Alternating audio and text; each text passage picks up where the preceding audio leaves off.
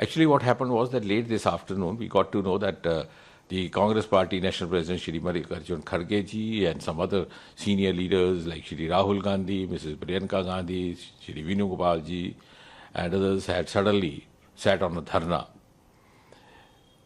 So the government found it appropriate to assign me, and along with me the Union Home Secretary, to go to the spot and try to make them understand not to indulge in an activity like this, and instead they could come to the table, have a talk. When we went there, and very politely, very humbly, I tried to plead before Rahul Gandhi ji that this was not the manner in which he should be indulging, also did not behove a leader of his stature, and the LoP, and also a senior Congress leader. He said yes, he was ready to lift this dharna, to suspend this dharna, provided he was given an assurance that government was ready for a discussion in the parliament on the issue of NEET exam, the paper leakage, etc., all those issues related to this. So I told him, I said, okay, very, very humbly and very honestly, I told him, just give me some time. I'll have to do a small exercise for this.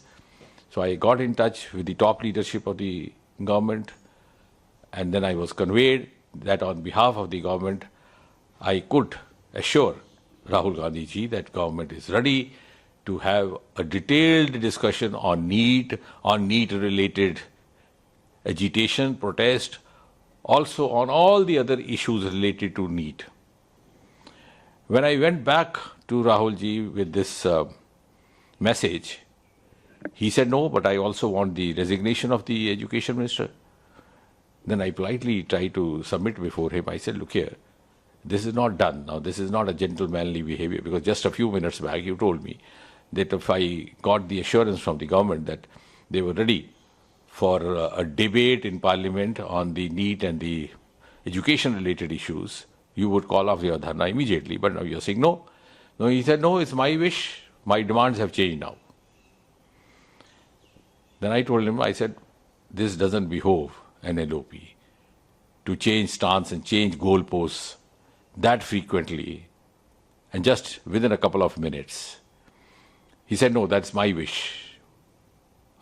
That might have been my demand till a few minutes ago, but my demands have now changed. I have now two demands.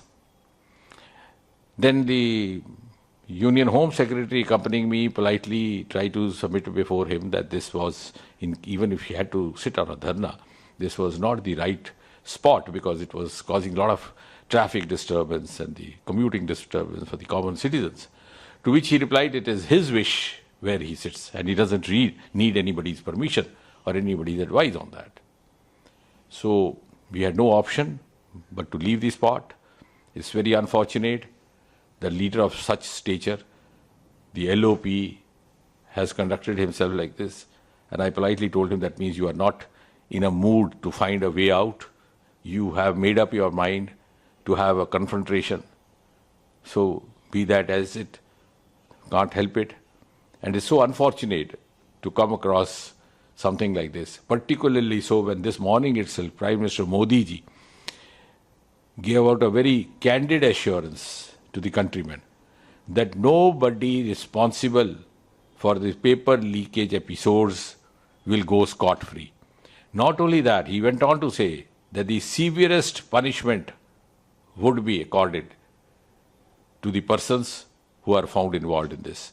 And he also said that we cannot compromise the future of our children at any cost, and we will not let that happen.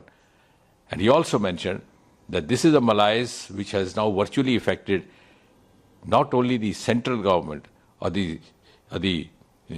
some of the states, it's virtually affected almost every state and union territory of this country.